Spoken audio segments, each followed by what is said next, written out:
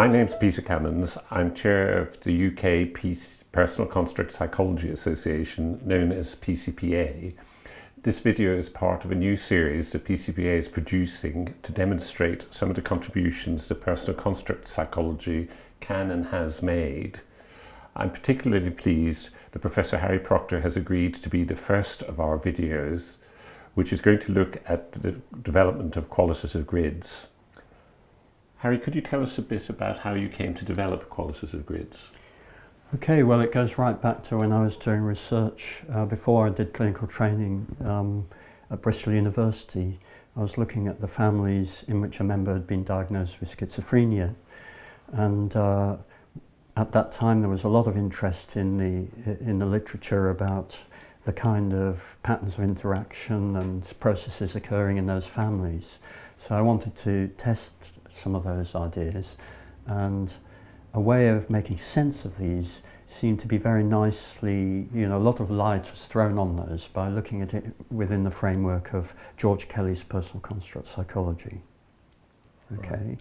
So the qualitative grid actually, I didn't think of using that word until much more recently, but if you go back to the original dissertation, you'll find that when I summarised how each member saw themselves and each other in a sort of table, it was exactly the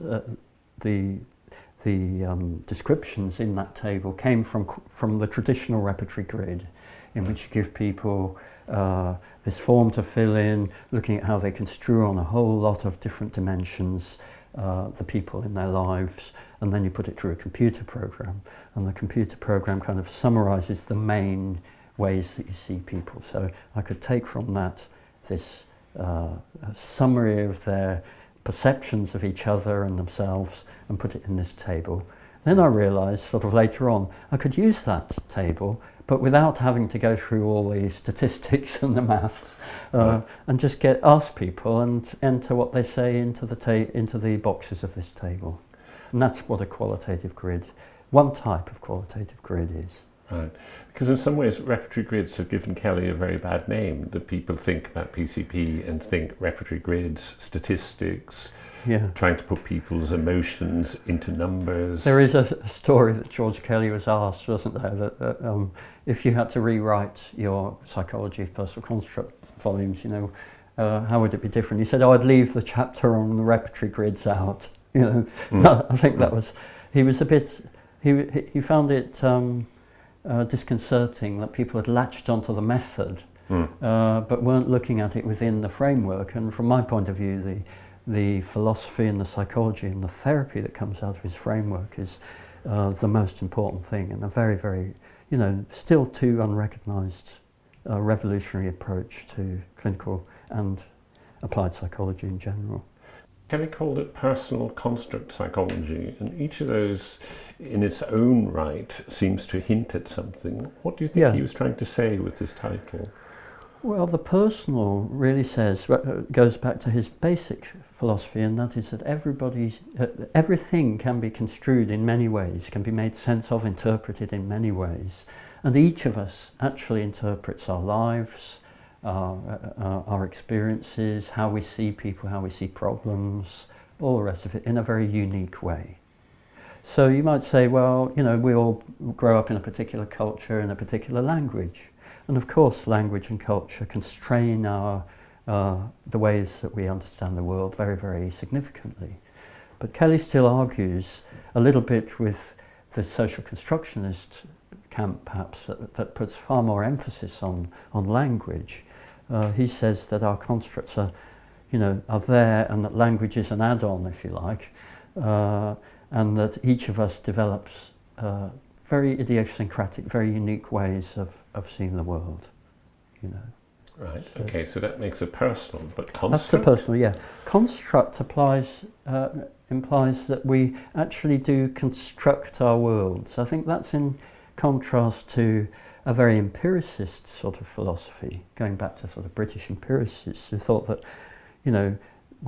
all our knowledge comes from our sensations. We're a bit like a camera, just passively recording what's going on out there in so-called reality. But what the constructivists in general, not just Kelly, but constructivists of various types, including social constructionists, they will say, no, when we apprehend anything, the reality that you might want to put in quotes is a combination of something that we're construing plus our own stamp, our own way of structuring and emphasizing and selecting aspects. Our own emotional reaction to it, again, is very idiosyncratic. Okay, so I've got that it's personal and I've got that I'm constructing it, but why psychology and not therapy? Psychology or therapy or sociology, I mean, this model actually covers a much broader thing than even psychology. But within psychology, you can say that if we take a framework that's very, very currently popular, of course, cognitive behavior therapy, CBT, which PCP is often seen as a sort of forerunner, and in fact Kelly influenced Beck, one of the important cognitive figures.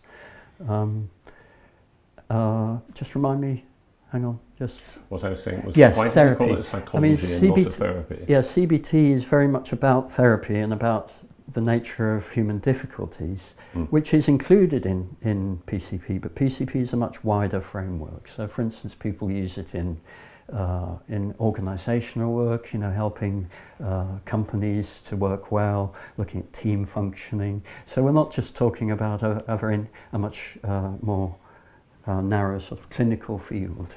Clinical is what Kelly emphasized. That was his main interest, but the philosophy and the psychology are much broader than that. So it applies as much to you and I, whether we have difficulties or not? Absolutely, yeah. Right. Yeah. I was very encouraged when I first came across that quote from Kelly, because he talks about repertory grids obscuring the core of what PCP was actually about. I've always struggled with the idea of putting people's emotions into figures on a scale of 1 to 7. How trustworthy are you, Harry? Yeah. And so when I came across your development of qualitative grids, that seemed to me to be a much better way to proceed.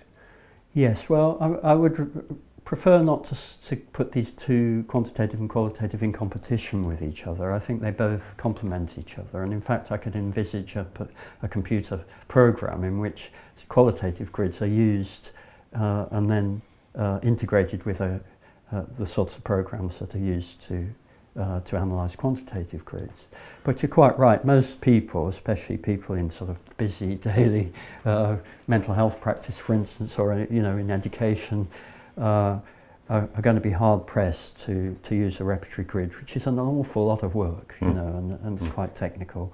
So these are much more immediate, and I agree with you, they're much more close to people's experience, because you're just looking at their actual words, or in fact you can use drawings to, so their way of expressing themselves is directly reflected in the method. Perhaps I can illustrate that a little bit in an example in a minute. But basically, instead of putting numbers into the boxes of a table or grid, you can put people's comments from an interview. Right. So you might collect from an interview, let's say you were interviewing about my mother, and I used the construct trustworthy, because for me my mother was a very trustworthy person.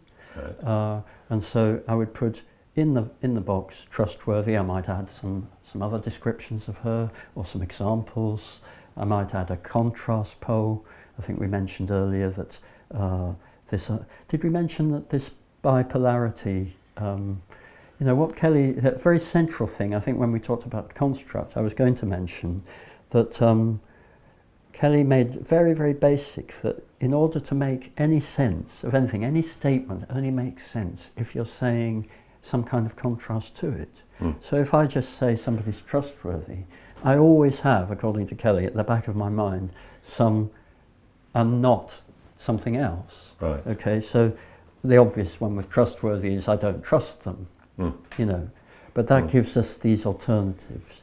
So you can, the quantitative repertory grid very much looks at these bipolar constructs and gets you to rate or rank them, as you've just described, on the 1 to 7 scale or something like that. to get the bipolar nature of the construct, you can put it into the box. So I trust my mother very much versus I don't trust her. Okay, and there might be some other people which come under the category of don't trust.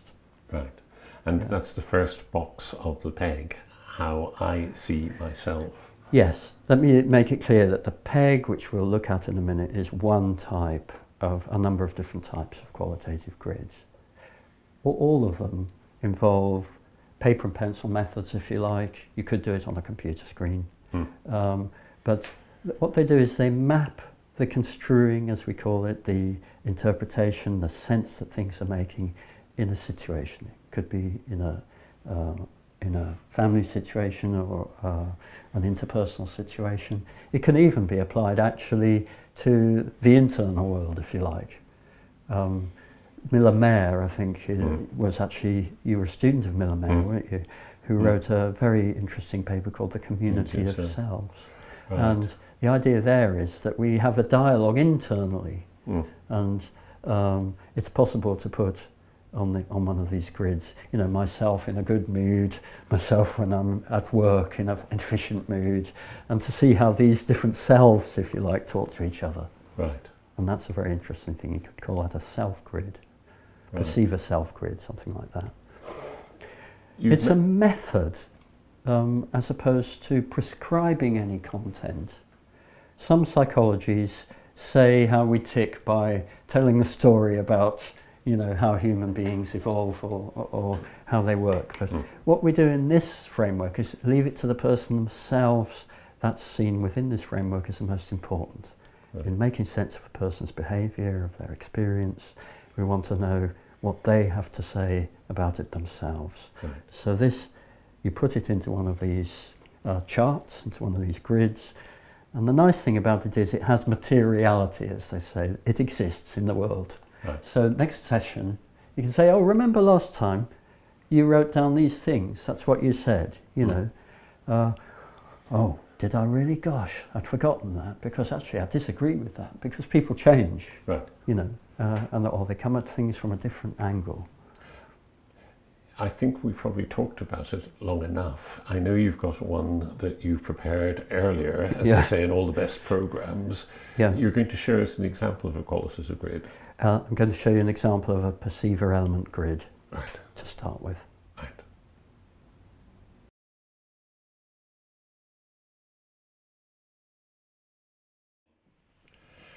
Harry, you've mentioned the use of PEGs several times, and it's pretty clear that you've got one prepared that you did earlier.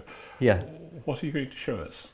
Well, this is part of a study that a clinical psychology trainee at Plymouth University conducted for his, research dissertation, and he was interested in looking at the relationship between boys. It's usually boys diagnosed with ADHD, attention deficit hyperactivity disorder, right, and their fathers. There's been quite a lot of work looking at the mother's relationship with the sons, but none on the fathers. And we all felt as part of this project that gender roles was quite an important thing.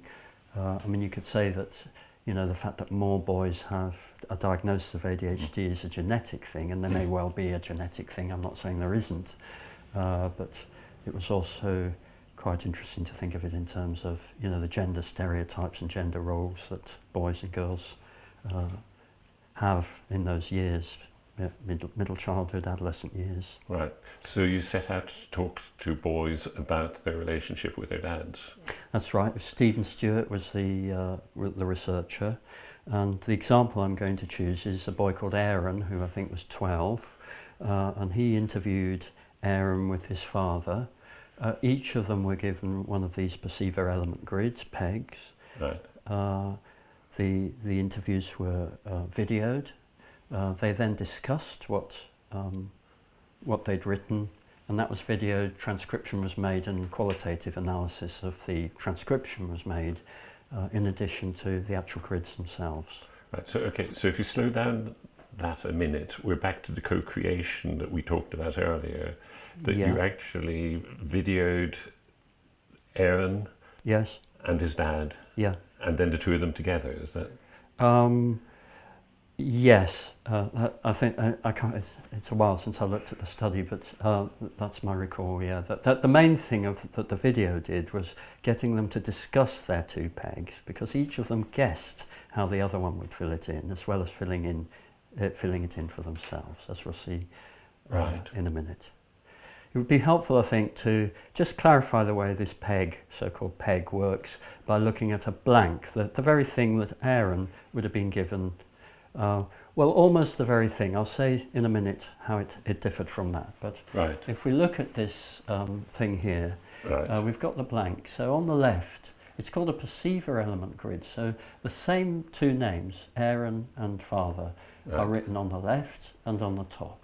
Okay. On the left, they are the perceivers, and on the top they are so-called elements. This is a word that Kelly used for anything that that is subject to our construing. So any object of construing, if you like. So if I was a botanist, I would be classifying trees, and you could get me to look at the way that this family of trees differs from that. Here we're interested in how people see themselves and each other.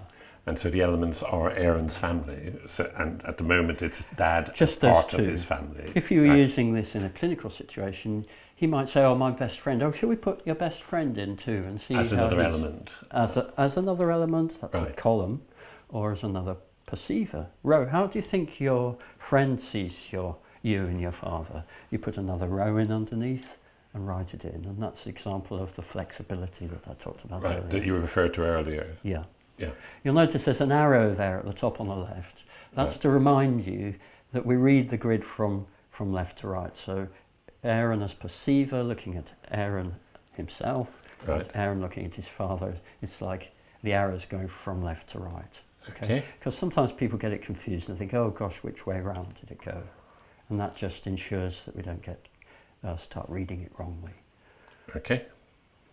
Okay, so if we now look at the actual grid that he filled in, I just need to qualify here that in this, the way Stephen did it, the researcher Stephen Stewart, he gave Aaron 4 sheets of paper. You could use the little grid to, like a cartoon book with thought bubbles, but you can better give a sheet of paper, A4, even A3 paper, big paper, and he typed in at the top, you can see it there, it says, how I see myself. So there were 4 sheets. How I see myself, how I see my dad, how I think my dad sees me, and how I think my dad sees himself. Okay. Yeah, so it's all the time from Aaron's perspective. In this grid, we also gave father the same task. So we have 2 pegs, each with a guess about how the other fills in their bit. And then that leads to a rich discussion. In fact, I can say straight away they had quite an emotional discussion. Said, I never realised that you thought that, and this sort of thing. So in this situation, if we start off looking at Aaron, his view of himself. Now, this diagnosis of ADHD is very much it's regarded as a very biological diagnosis, some sort of developmental disorder. The treatment of choice, unfortunately, I think, tends to be using amphetamine drugs, Ritalin and those sort of drugs. Again, in extreme cases, you might want to use those, because these girls get ADHD too, but they can be a real difficulty both in the school and in the home. But when you look at what's going on for this boy, I think you want to start thinking, well, there's a bit more than just a kind of biological process here going on. And the very radical person might say, well, the psychological aspects of it are sufficient to explain these sort of difficulties. So this boy is a boy that goes into the playground at school, and he's labelled himself, he's identified himself as some kind of protector of people who get bullied. He described how a lot of people get bullied in the playground, and he would, you can see on his picture that the eyes are looking very angry, there's steam coming out of his ears. He writes in green on the right, he says, I feel like ripping them apart. So he's very, very activated by these bullies, and very aggressive, if I may say. So, he says on his chest, maybe as almost like a t-shirt, he says, I'm a protector. Right. And this is, if you think about it, quite a positive role, as opposed to, you know, other constructs that he applied to himself was, I'm ADHD and this sort of thing. So being a protector, it was interesting when his father heard that he described himself as a protector. His father said, well, if you're protecting people so much, why don't you protect your mother a bit more, you know? So he was very tough, the father. Right. That's reflected in the next slide, where he describes his father in two drawings. One is much larger than the other. One is Dad on a bad day, and the other one is Dad on a good day. And I would interpret, perhaps, I'd want to check that with him, but the smaller figure might mean that it's less often or less of an experience for him somehow. But that in itself is a nice example of a construct.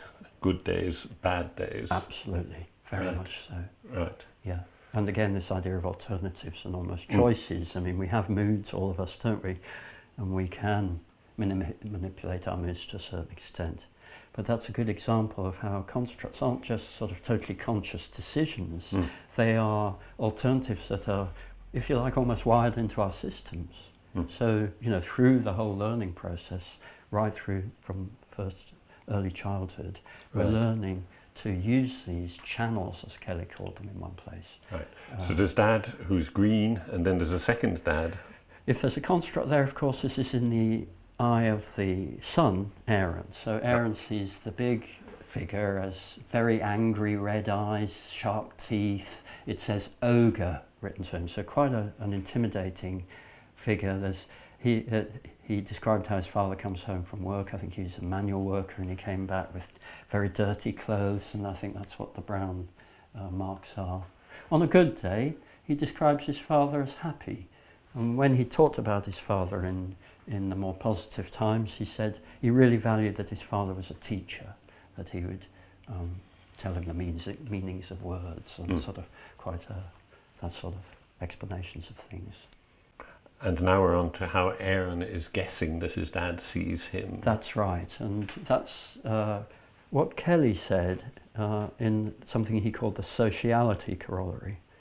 A very central thing in looking at relationships from a personal construct point of view is that when we're talking to someone, when we're relating, interacting, or even thinking about somebody, it's very important that we construe them in the terms that we've talked about, maybe being angry or being an ogre or, you know, a protector. These are descriptions of people, what we call monadic constructs.